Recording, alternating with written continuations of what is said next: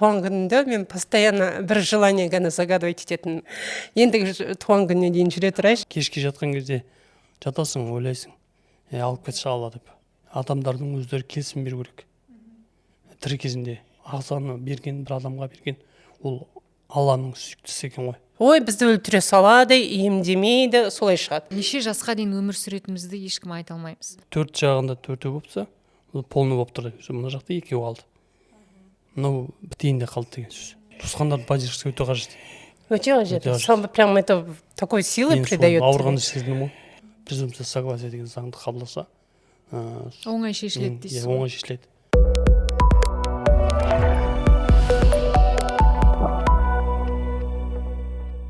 Амансыздар ма, қымбатты көрермендер, Денсаулық YouTube каналында кезекті сұхбат. Бүгін маған сұхбат беруге дәрігерлер келген жоқ. Бибігүл мен Ернармен таныс болыңыздар. Бүгін біз актуалды тақырыптың бірін талқылайын деп отырмыз. Елімізде трансплантация қандай деңгейде? 2012 жылдан бері осы уақытқа дейін 2379-ға жуық операциялар жасалған екен. Ал біздің Қазақстан азаматтарының ішінде 4000-нан аса адам ағза ауыстыру бойынша кезекте тұр. Олардың ішінде 109-ы бала екен.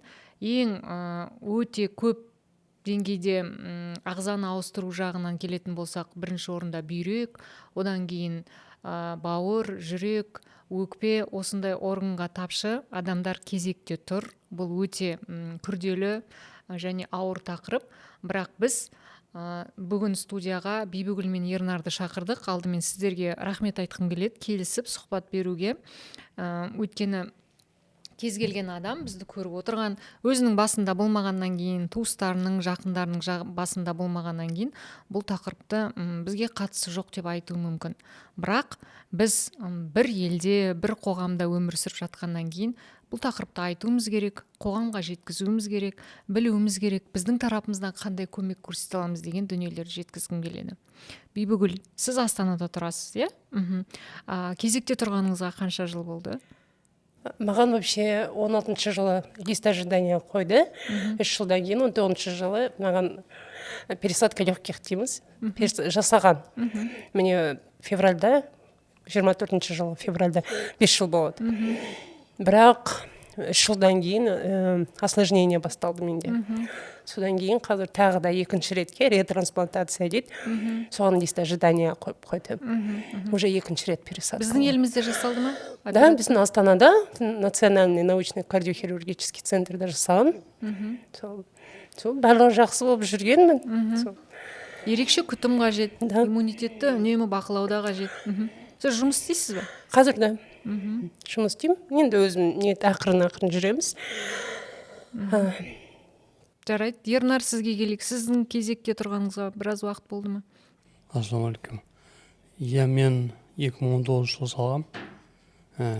Элват аппарат берді, мынандай. Сумкамен жүрмін. Сол 2019 жылы. Бұл жасанды жүрек, солай ғой? Иә, бұл жасанды жүрек. Бұл батарейкамен жүрекке барып тұрған, мына кабель арқылы кіріп тұрған құрылғы. Бұл аппаратпен мен осы 2019 жылдан бері 5 жыл болды, февральда. Яғында февральда жасаған. Содан бері жүріп жатырмын. Сол күтім керек енді.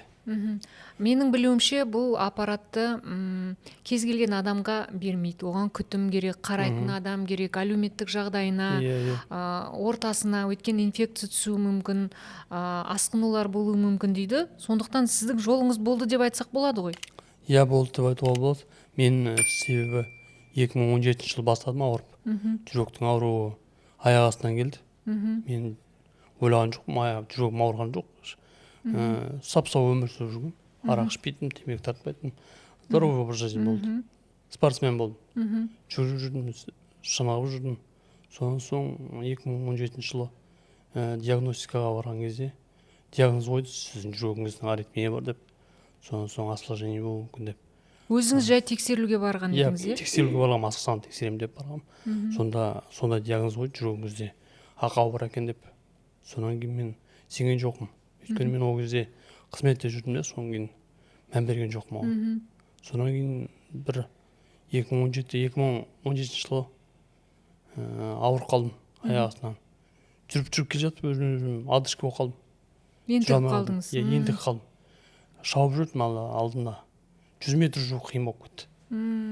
Жүре алмай қалдым. Аяғым ісіп кетті одан соң. Соң аяғым іскен соң ішім ісіді. Бәрі ісіп кетті, аяқ қолым бәрі. Содан кейін одышка болып қалдым. Больницаға түсіп қалдым. Содан соң басталды ауру. Қайта ай сайын түсіп отырмын больницаға. Содан соң 2019 жылы Астанаға келдім.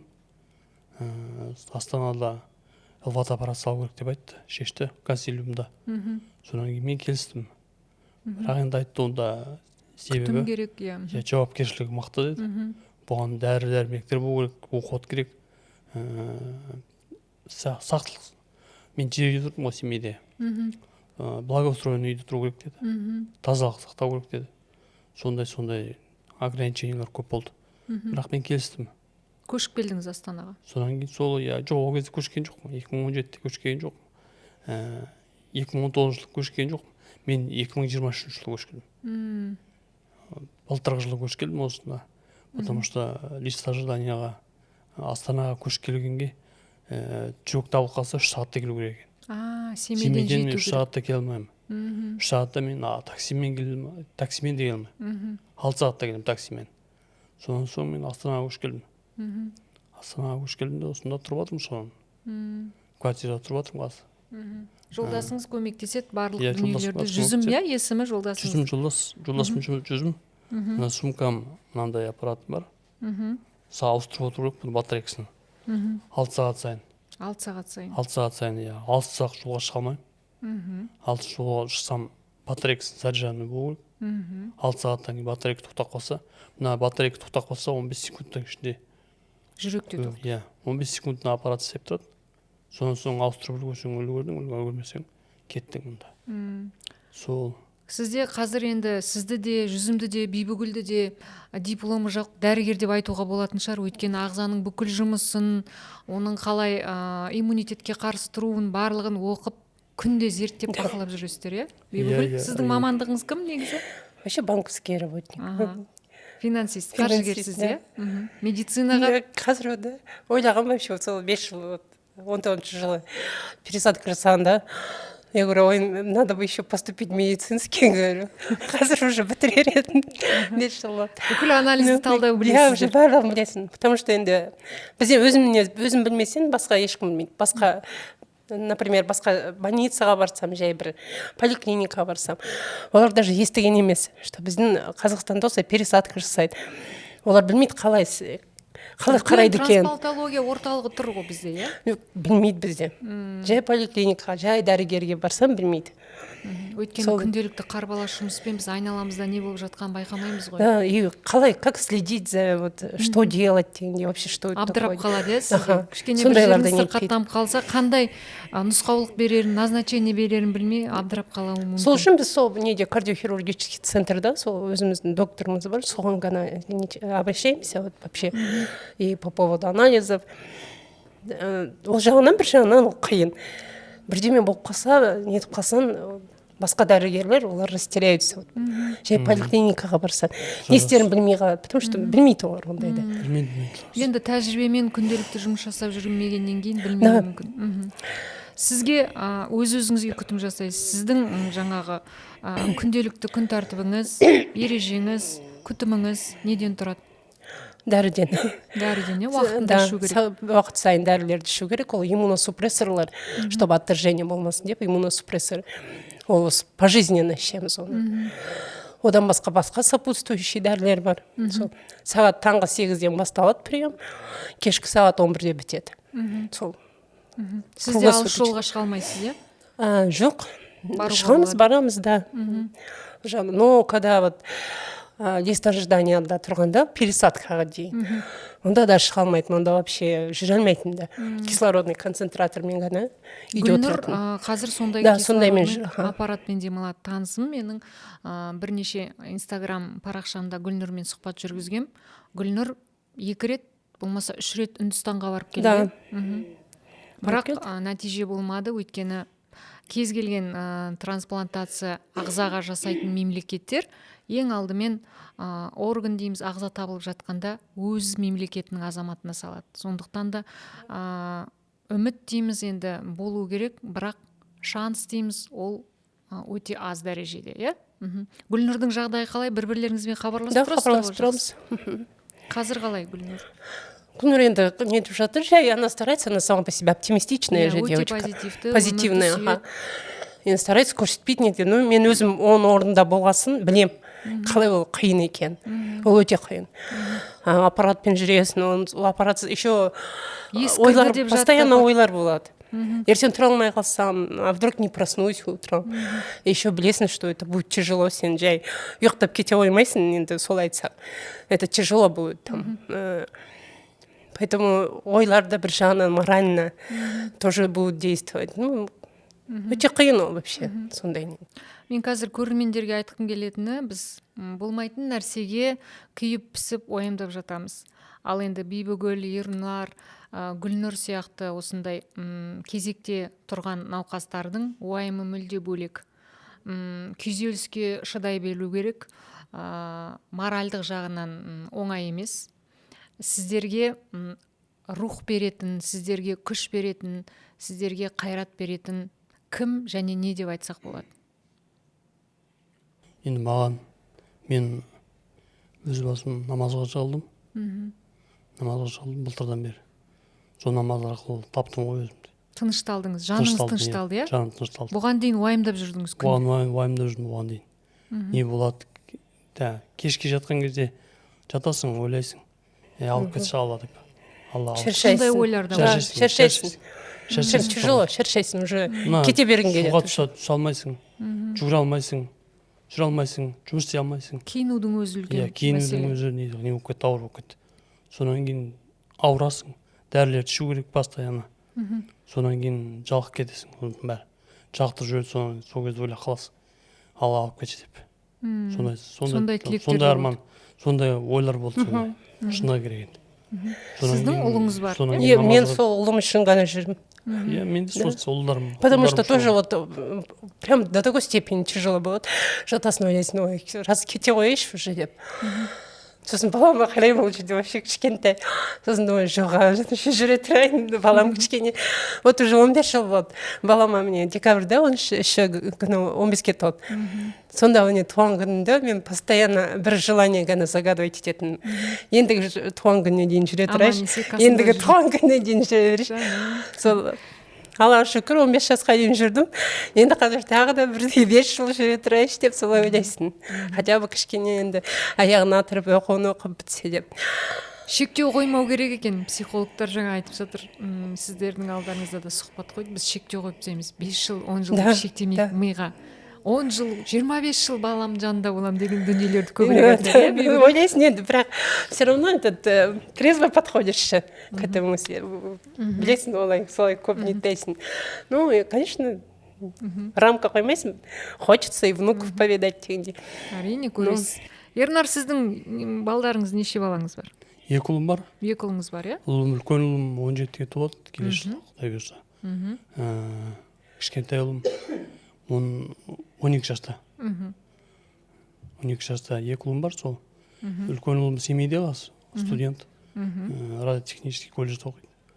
Кішкентай ұлым өзіммен бірге Астанада тұрады. Мектеп оқушысы. Сол кішкентай ұл үшін оқып жүрмін қасында.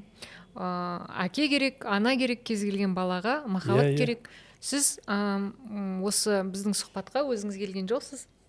Жолдасыңыз Жүзіммен бірге келдіңіз. Жүзімге дейін алғысымыз шексіз шығар, иә? Қасыңызда жүрген моральдық. Әрине. Поддержка семьи прям очень важна. Осы уақытқа жүргенде негізі мамандығы мұғалім ғой. Бірақ уже медик болып кеттім. Кардиолог. Ол кісі де дипломсыз дәрігер деңізші. Кардиолог болып кеттім мамандық. Мен өзім экономистпін негізі мамандығым. Статистика саласында істегенмін қанша жыл. Бірақ мен де қазір медик болып кеттім. Кардиолог болып кеттім. Жолдасым мені де мықты біледі. Ол кісі давлениені өлшеуді біледі. Менің көзқарасымнан пікір біледі сразу. Жағдайыңыз жақсы ма, әлде ауырып тұрғаныңызды бірден байқайды? Танауым далаға шықсам қызарып кетеді ғой. Соны сразу айтады ғой. Сен что-то нетіп қалдың деп, тоңып қалдың деп. тоңып қалдың ғой деймін. Мен де енді Біз айтқымыз келмейді, чтобы не беспокоить. Егу біледі ма жолдасыңыз? Егу Укол біледі. салу. Біледі. Үйреніп алды, иә? Егу де біледі, үйреніп алды бәрін. Перевязка жасайды сол кісі. Перевязка жасайды сол кісі. Перевязка. Күн сайын жасап отыру керек. Сонан соң мен айтайын деген мәселе еще пересадка туралы. Белоруссия мемлекеті жасап отыр ғой қазір. Қазақстанның постсоветский союзда. Сол Белоруссияда трансплантация көбірек жасалып отыр. Себебі неде? Себебі олар жақта заң қабылдады. Заң бойынша оларда донорлық органдар тоспайды. Тоспайды. Разрешение сұрамайды. Рұқсат сұрамайды. Өмірде өткен адамның ағзасын алуға рұқсат бар, иә? Бізде Қазақстанда рұқсат сұрайды ғой. Туысқандар ми өлімі болса, онда туысқандардан сұрайды. Келісесіз бе донорлық органға деп. Содан туысқандар бермейді оны. Енді халықтың жатқан жағдайда кім келсе енді түсінемін.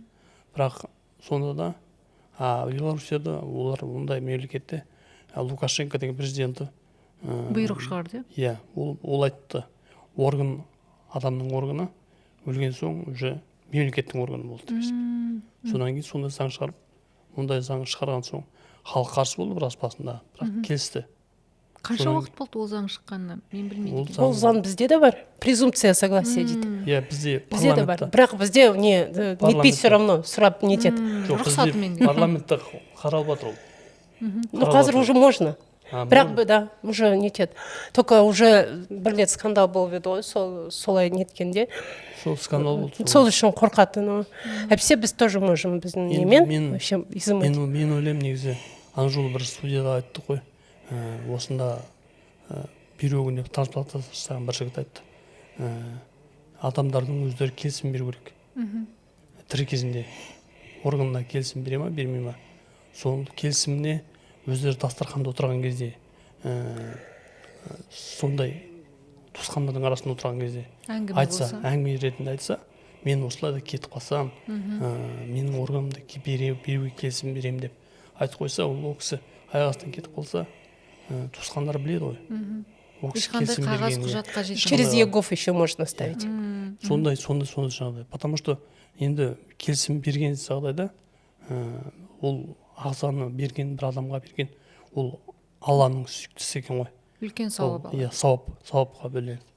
Сауапқа бөлінеді, потому что органын берген соң ол адам сақтап қалады өмірін. Бір адам 7 адамның өмірін құтқара алады. 7 адамның өмірін сақтап қалады.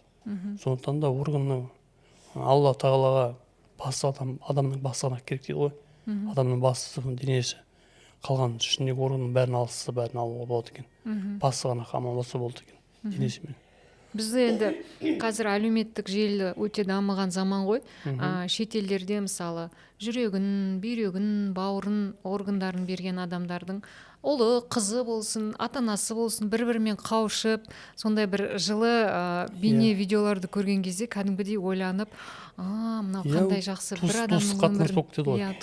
Индияда бір история айтып жіберейін қазір. Индияда біздің бір қыз 10 жаста, бізде детский жасамайды ғой. 10 жаста сол пересадка жасайды, біздің қазақстандық, Көкшетаудан.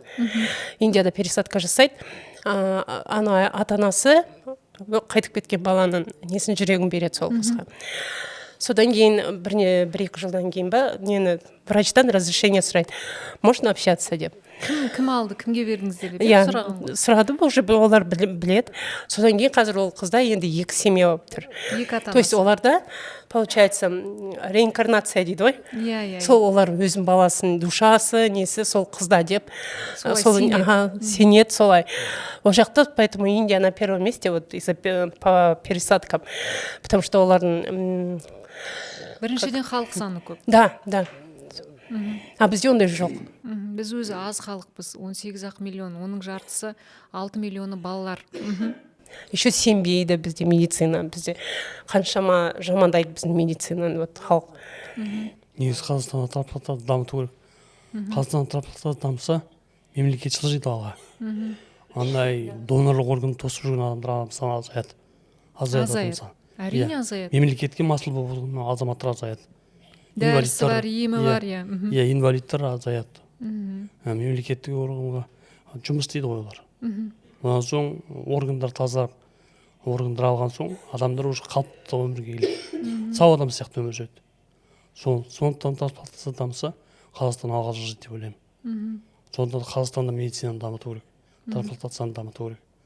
Медицина жаңағы донорлық органды кішкене қаталдату керек заңды. Сонда разрешение сұрап қажет жоқ ондай. Презумпция согласия деген заңды қабылдаса, оңай шешіледі дейсіз ғой. оңай шешіледі. Сонда 7 адамның органын алып қалу деген қаншама адам тосып тұр осы жерде. Күнде таңертең намазға тұрғанда мен жанашырларыма Құдайдан тілеймін, осылай донорлық орган тосып жүрген адамдардың бәріне донорлық берген орган берсе екен деп тілеп отырамын. Сол Қазақстанда трансплантация дамыса, ондай проблема болмаушы еді. Сіздер бір-бірлеріңізді танисыздар, білесіздер, ортақ чаттарыңыз бар ма? Бар біз өзімізде. Жаңа операция жасалған, жағдай жақсарған адамдарды біліп, естіп, танып отырасыз, біліп отырасыздар, иә? Бір-бірлеріңіз үшін қуанып. Енді біздің қоғам, сіздер айтып отырсыз, әлі дайын емес, көп түсіне бермейді деп. Бізге не жетіспейді? Мүмкін ақпарат жетіспейтін шығар. Да, ақпарат жетіспейді. Айтып тұрмын, көбі, даже если больницада врачтар білмесе, жұрт қайдан біледі оны? Қаншама репортаж барлығын снимать етеді, мен телевидениені көрсетеді. Бірақ ол, не говорю, вот постоянно, этот формат не интересен. Ол не интересно жұртқа, оны қарамайды. Басқаша вот западный нелерден қарап, солардан научиться, вот как преподносить информацию правильно. У нас неправильно преподносится. Сосын жұрт түсінбейді. Бізде қорқынышпен қарайтын сияқты. Сосын, ой, бізді өлтіре салады, емдемейді, солай шығады. Қазір біз больница барғасын, ананы сатып алады, ана врач не жоқ, доверие жоқ оған, ол бере салады, өлтіре салады, емдемейді. Вот солай басталады. А оларға қалай түсіндіресің, вот, что барлық орган, он не пригоден. То есть там не каждого человека. Во-первых, рост... Өткен барлық адамның органы жарамайды, да? Ол жасына байланысты. Жасына, рост, даже вес. Например, бізде неткенде у него сердцеға олай қарамайды, вот легкийді ауыстырғанда. Даже объем грудной клетки. Вот рост, вес, барлығы сәйкес болу керек. Ондай барлығы жағын етпейді, және де біздің, вот даже если взять, просто вот большинство людей разве ведут здоровый образ жизни? У всех есть какие-то болячки, и не у всех орган будет пригоден. Поэтому, дұрыс жеткізбейді информация. Жұрт дұрыс түсінбейді. Содан сол қорқыныш басталады.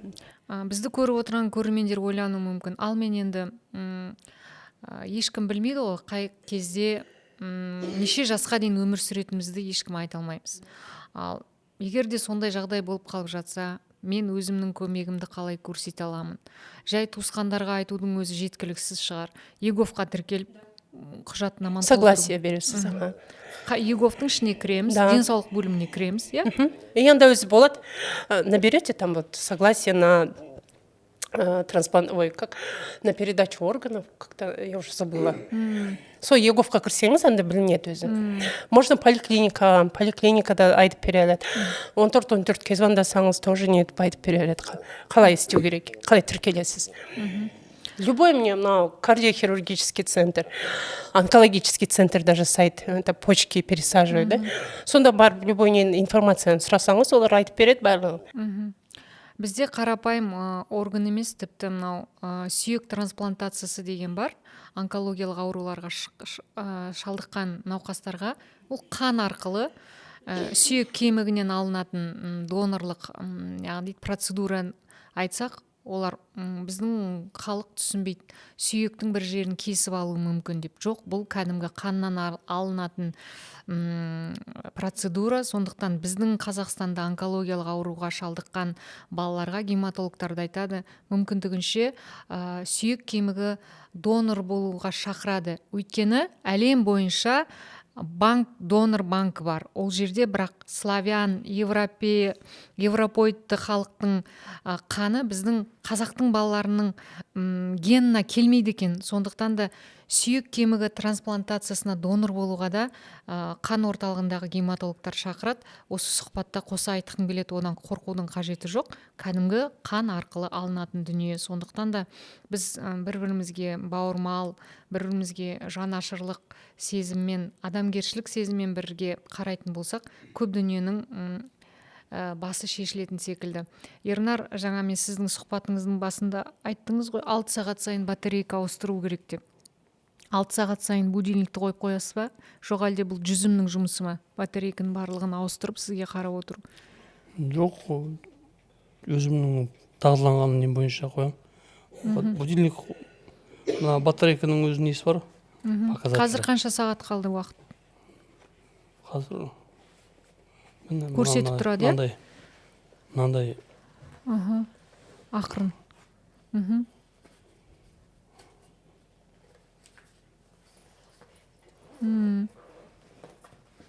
Мынандай показатель бар міне. Көрсеткіші. Көрінсе. Қанша Шкаласы. Төрт жағында 4 болыпса, полный болып тұрды. Мына жақта 2 қалды. Мынау бітейінде қалды деген сөз. Мына жақ бітсе, мына жақ ауысады автоматически. Сонан кейін мына жақ запаска болып тұрады, иә? Біреуі запаста, біреуі несінде тұрады, істеп тұрады. Бұндай аппаратпен жүрген қанша адамды танисыз, білесіз? Осы Астанада бізде 101 адам бар. Қазақстан бойынша одан да көп, иә? Ау. Жалпы 100-ден аса ма, жоқ тек қана Астана? 153 па, по-моему, 153 қойдым. Одан көп болмаса. 180 па екен әлі. Анық білмей тұрмын. Жақсы, мен сіздердің көңіл күйлеріңізді түсіргім келмейді. Өзінің де көңіл күйін түсіргім келмейді. Жақсылыққа сенгім келеді. Сондықтан да бізді көріп отырған көрермендерге айтарым, жолы оңай екен. Біз енді барлығымыз 100% өзіміздің деніміз сау деп білеміз, бірақ шын мәнінде ағзада, ішкі органымызда не болып жатқанын білмейміз. Дегенмен ЕГОВқа кіріп, тіркеліп, ешқандай қарсылығым жоқ деп жазып кету, бір емес 7 адамның өмірін құтқарады деген кезде ойланатын дүние секілді. Иә. Солай ғой? Иә. Солай. Сауаптыс қой, сауаптыс. Любой верой это приветствуется. Иә. И в ней даже самый вот еще больше пересадок вот в стране, да, вот Пакистан, Афганистан, вот эти вот страны же есть, Египет, то есть страны вот Ближнего Востока, да, они хоть и мусульманские страны, но у них очень развито. Потому что когда вот у них началось, вот это было на конце 20 века, бір мың тоғызыншы уже ұмытып қалдым. Сол жылы басталды долларда пересадка жасап. Сонда олар прям бізде енді законный уровеньде, как конституция секілді, олар вносят правки в Коран, вот эти шариатта. И сонда если ты спасаешь жизнь одного человека, ты спасаешь человечество. Солай жазылып, не это. Бір адамды құтқарсаң, бүкіл адамзатты құтқарғанмен тең. Да, оларда поэтому тоже приветствуется, потому что олар сенеді. Сонан кейін сол адамға, мысалы, ана жылы айттым ғой, бір жігіт айтты деп трансплантация жасаған бүйрегіне. Сол жігіт айтып отыр, сол жігітті маған трансплантация берген органда, сол жігітті мен стол басында отырған кезде Құран қатын бағыштап, үнемі еске алып отырамын. Үнемі еске алып отырамын. Сондай сауапсыз қой енді. Ол туыстық қатынас болып келген. Туысқандармен уже араласып кеткен. Сондай болған. Менің бір танысым бар, әріптесім, бүйрегіне трансплантация жасаттыған. Оған бір бүйрегін жолдасы берген. Қазір жағдайы жаман емес. Күтіммен, еммен жүр. Қазір көрермендер ойлауы мүмкін, иә, ағзада 2 бүйрек, ол 2 орган кез келген туысы, танысы немесе жұбайы беруіне болады деп. Бірақ бізде бауыр, жүрек екеу емес, иә. Сондықтан да оның туысқандары, жақындары бұндай жағдайда көмектесе алмайды.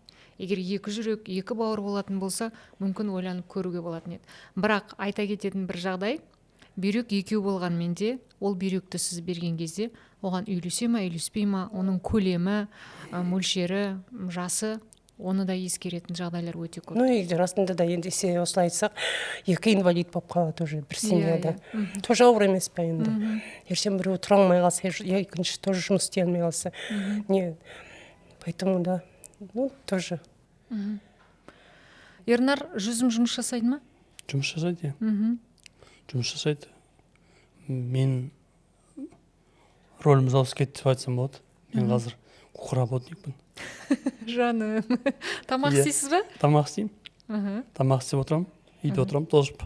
ол жұмыстан келгенше ол осында көшкен соң екі жерде жұмыс істейді жанталаспен, потому что медикамент алу керек, медикамент перевязочный материал алу керек, олар бәрі қымбат.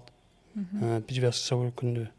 Актенисеп деген антибиотик, антисептик алу керек, қымбат. Олардың бәрі қымбат, сондықтан да ақша табу керек. Ақша тапқанда мен пенсиям енді сондай барлық дәрі-дәрмектің мүмкіндігін жаппайды. Дәрі-дәрмекке жетпейді менің пенсиям. Менің пенсиям тамағыма жетеді. Тамағымызға жетеді, соның квартираның ақшасын жолдасын тауып отырады. Содан кейін еще ипотекаға жинау керек, ипотекаға жинап отырмыз. Содан кейін сол жұмысым баланы қарау, тамақ істеу, сол екеуі. Сізге енді физнагрузка дейміз, жүктеме жасауға болмайды. Жай қимылдап, асханада, ас үйде тамағыңызды жасап жүресіз. Иә, жүйтіп жүрмін. Суға түсуге болмайды, суға түсу үшін не ету керек. Водонепроницаемый повязкалар болу керек. Олар қымбат қой. Шетелден алып келеді оны. Суға түсуге болмайды. Иә, суға түсуге болмайды. Душқа ғана түсемін. Ваннаға түсуге болмайды. Иә, ваннаға түсуге болады. Суға былай түсуге болмайды.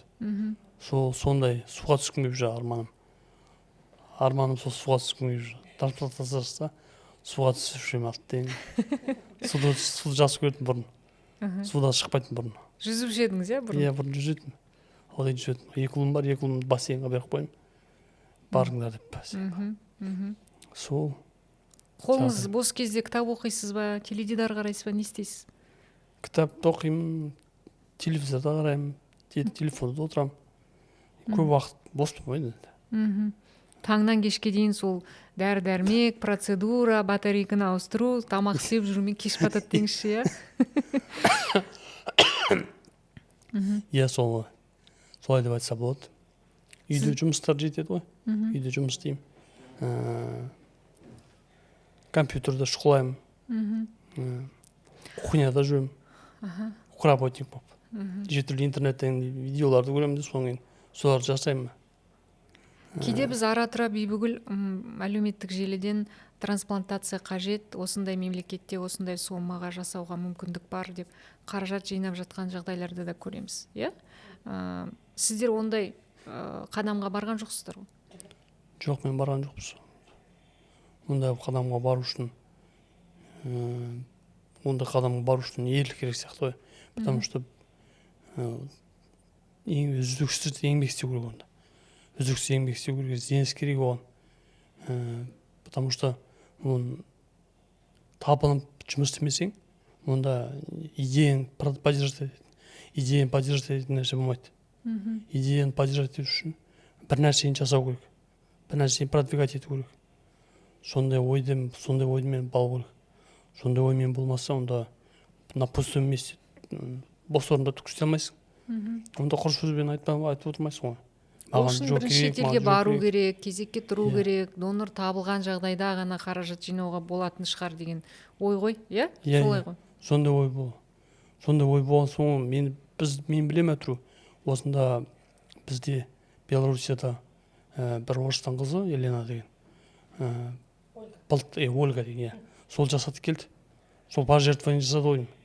Пожертвование жасап жүрді. Ол сол кісінің бизнес парақшасында, YouTube парақшасында поделкалар неше түрлі, жүрек туралы неше түрлі нелер болған. Сондай ізденіс керек, сондай спонсорлар болу керек оған. Сондай табыс болған. Үлкен шаруа дейсіз ғой. Иә, ол шаруа оңай шаруа емес.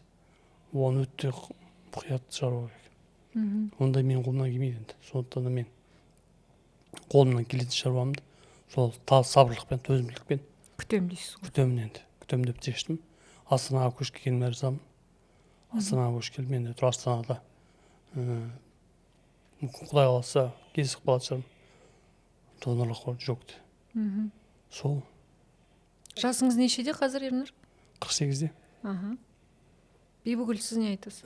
Вот вообще говорю, 16-шы жылы мені лист ожидания қойғанда, сентябрьда, 16-шы жыл сентябрьда сол пересадканы бірінші рет жасап, удачно жасап, бәрі жақсы болып шыққан неден кейін мені лист ожиданияға қойды.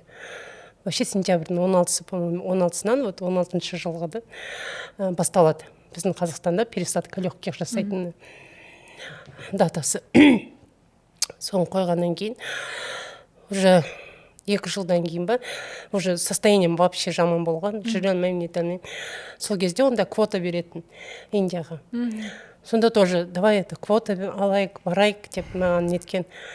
Барасың, сол жақта қазір может повезет деп донор найдется. Біздің жақта ондай не жоқ деп. Ну, мен бір жағынан қорықтым ол жаққа баруға. Индияда инфекция көп деп қорқамыз. Инфекция көп, олардың нелерін көресің де антисанитария дегенде. Ол бір жағынан, сосын айтам, олар ақшасын по-любому алады. Где гарантия, что будет за мной уход? Сіз бәрібір сол ауруханада жатып күтесіз, ол ай ма, жыл ма, бірақ ақшасын төлеуіңіз керек. Да. Сосын говорю, нет, мен уже ол кезде уже мен врачтарын көрдім, білем. Я говорю, нет, я у вас останусь, я буду вас ждать, как хотите деп. Өзімнің отанымда сенімді түрде деңіз. Я говорю, семья рядом. Ол кезде вообще семьяның поддержкасы өте күшті. Поддержка болмаса шыға алмайсың, да, вот реально перевязка жасап беру дегендей. Бывает момент, когда даже в туалет не сможешь элементарно ходить. Сондай кезде вот оны шыдайтын адам керек, чтобы это вот, если не семья. Туысқандардан көмегі қажет. Я? Туысқандардың поддержкасы өте қажет. Өте қажет. Сам прям это такой силы придает. Ауырғанды сездім ғой. Ауырғанды сездім. Жақындарды іздей бастайсыз, жылы сөз іздей бастайсыз. Жақындарым бар екен сездім. Жақындардан поддержка алғанда мықты сезіндім. Олардың әрбір айтқан жылы сөзінің өзі көмек қой, күшті. Жай құр сөзінің өзі көмек. Жалғыз емес екенін сездіртеді. Жақсы сөз үлкен ем. Сондықтан да сіздердің туыстарыңыз, жақындарыңыз, отбасы мүшелеріңіз, балаларыңыз, жұбайларыңыз аман болсын дейміз. Ең бастысы тезірек донор ағза табылсын. Әмин. Сіздерді алдағы сұхбаттарда отадан кейін жаңа Ернар, жаңа өмірге құлшыныспен Бибігүлді көргім келеді. Сол сәтке жетейік. Тілегіміз қабыл болсын. Жаңа жыл келе жатыр. Жаңа үміт, жаңа арман, жаңа мақсаттарымыз көп болсын. Әмин. Ауырмайық. Келгендеріңізге көп рахмет. Құрметті көрермендер, бүгінше осы денсаулық каналына жазылыңыздар, жақындарыңызға бөлісіңіздер. Бұл тақырып ешкімді бейжай қалдырмайды деп ойлаймын. Сондықтан да жүрегіңіз, жаныңыз, адамгершілігіңіз жақсылыққа құштар болсаңыз, сіз де бәлкім дәл қазір ЕГОВқа кіріп, өзіңіздің келісіміңізді беретін шығарсыз. Ешкім білмейді, 100 жыл жасаймыз ба, 10 жыл жасаймыз ба, жоқ әлде 1 жыл қалды ма. Бірақ ғұмырымыз ұзақ болсын деген тілек Ернардың да, Бибігүлдің де, біздің елімізде ағза күтіп отырған науқастардың барлығының арманы тезірек орындалсын дейміз. Ауырмайық, аман болыңыздар. Рахмет.